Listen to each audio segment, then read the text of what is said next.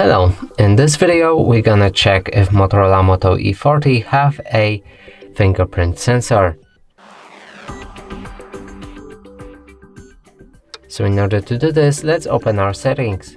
Here we want to locate security or biometrics. So here we have security and there's a fingerprint. So that means this phone have a fingerprint, but now let's see where it is.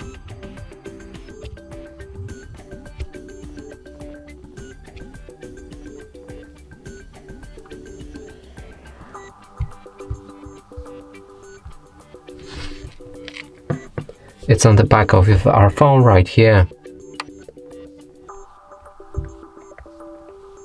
And that's it for this video. Hope you like it. Please consider subscribing to our channel, leave a like and a comment below.